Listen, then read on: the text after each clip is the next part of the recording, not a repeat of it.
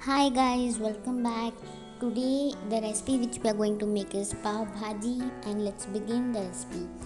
For that we need a pan. In that we are going to add 2 tablespoons of butter, and then we are going to let it melt. Until it melts, let's see our ingredients, that is chopped onion, capsicum, boiled potato, tomato, boiled green peas and ginger garlic paste.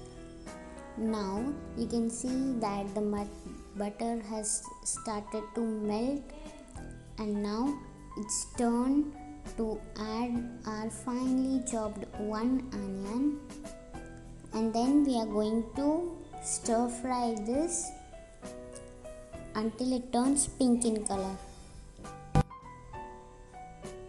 I have seen in YouTube there are other guys who are keeping very tough recipes.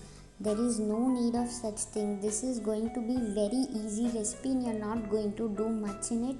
So just try this once and let me know how it has come out in the comment section. Now it's turn to add half finely chopped capsicum. And we are going to mix this too, and we are going to fry this for some time. Now this has been cooked for 2 minutes, and it is time to add our next ingredients, that is 2 finely chopped tomatoes. If you want me to upload any other recipe, then do tell me in the comment section. I'll be very happy to make it for you guys. Now it is turn to add our next ingredient, that is boiled potatoes. These are 2, and you are going to not put them directly, but you are going to smash them with your hands, and then you are going to put. Now what we are going to add is some green peas. These are seasonal ones, so if you don't have, you can skip it. We are going to mix it, and then we are going to add 1.5 tablespoons of chili powder, 1 tablespoon of coriander powder, half tablespoon of turmeric powder, 1 tablespoon of salt. You can change it according to your wish. You are going to mix everything well.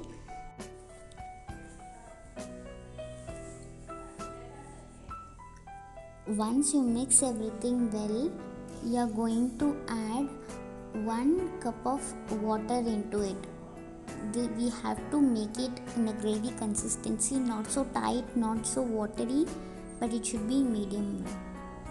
Now we are going to smash everything with the help of this pav bhaji smasher. As you can see, this is easily available in the market, so you are going to buy that, and then you are going to smash everything until it turns out to be a gravy thing.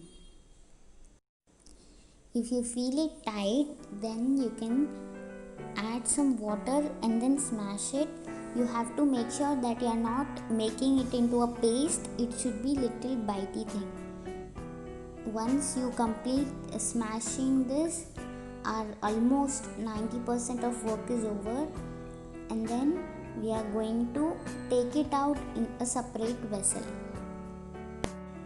After that, we are going to wash the pan and use it by adding 1 tablespoon of butter into it, and then we are going to let it melt.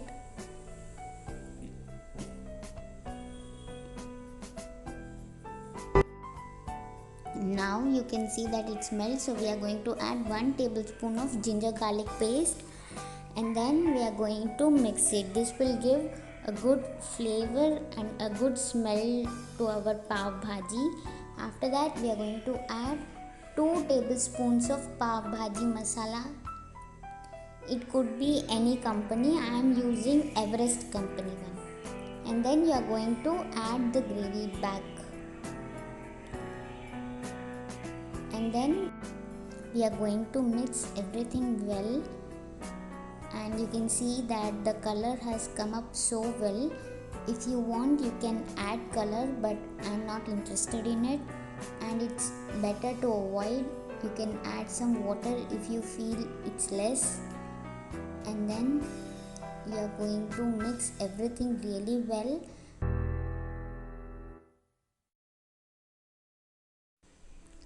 We are going to cook it for 2 minutes, and then we are coming to our final procedure of bhaji, that is we are going to add some coriander leaves, and then we are going to mix them, and then you can take it into a separate vessel.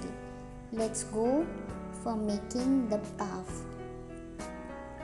For that we are taking a tawa, we are cutting the pav from center, we are adding the butter into the tawa. We are going to make the butter available for both the pav, and then we are going to let it cook for 2 minutes in high flame. Once you feel that the color has come well, we are going to flip it around, and our pav is ready.